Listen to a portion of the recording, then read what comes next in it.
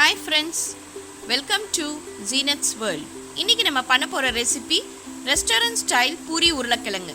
இந்த ரெசிபியை பண்றதுக்கு முன்னாடி இந்த சேனலை புதுசா பார்க்குறவங்க ப்ளீஸ் சப்ஸ்கிரைப் பண்ணுங்க. அப்படியே பக்கத்துல உள்ள பெல் பட்டனை அமுக்குங்க.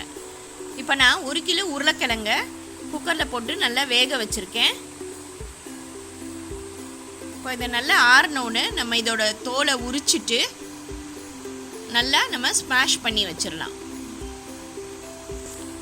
உருளைக்கிழங்கு சூடாக இருக்கையிலேயே அதை ஸ்மாஷ் பண்ணுங்கள், அப்போ தான் நல்லா நசுங்கும்.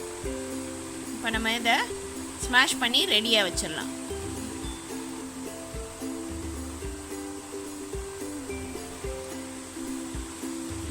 இப்போ நான் அடுப்பில் பேன் வச்சுருக்கேன். அதில் 2 டேபிள் ஸ்பூன் ஆயில் ஊற்றிடலாம்.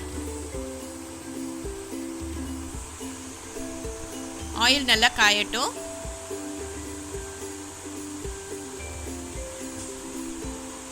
இப்போ அதில் 1 ஸ்பூன் கடுகு, 1 ஸ்பூன் உளுந்து, 2 ஸ்பூன் கடலைப்பருப்பு போட்டுக்கலாம். இப்போ அது நல்லா ஃப்ரை ஆகட்டும். இப்போ நம்ம பெரிய வெங்காயம் 3 கட் பண்ணி இதில் போட்டுடலாம்.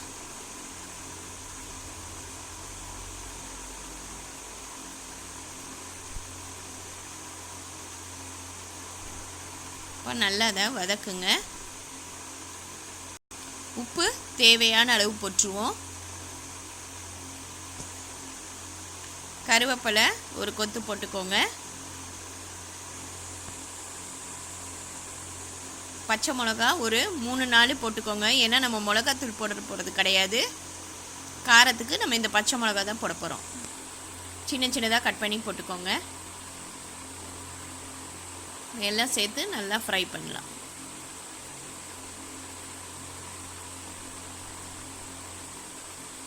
இப்போ இதில் 2 தக்காளி கட் பண்ணி போட்டுடலாம். போட்டுட்டு கொஞ்ச நேரம் நல்லா வேக விட்டுருவோம்.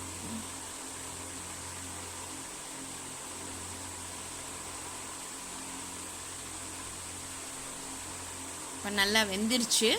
தக்காளி வெங்காயம் எல்லாமே அதை நம்ம லேசாக வதக்கலாம்.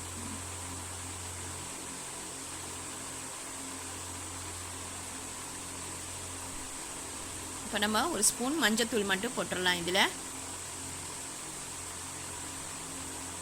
அதை போட்டு நல்லா வதக்கணும். அடுப்பை சிம்மில் வச்சுக்கோங்க.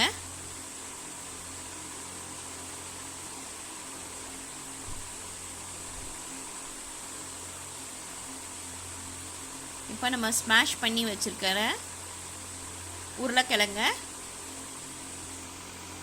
கொஞ்சம் கொஞ்சமாக நம்ம இந்த மசாலாவில் போட்டுடலாம்.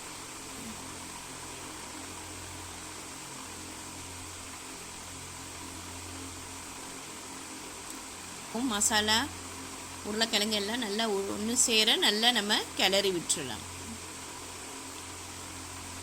கொஞ்சம் திக்காக இருக்கிறனால நம்ம ஒரு 1/2 கிளாஸ் தண்ணி ஊற்றிப்போம்.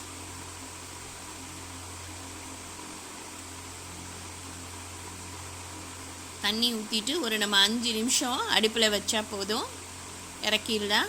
இப்போ நம்மளோட பூரி மசாலா ரெடி ஆயிடுச்சு. சூப்பராக இருக்கும். இதே டைப்பில் பண்ணி பாருங்கள்.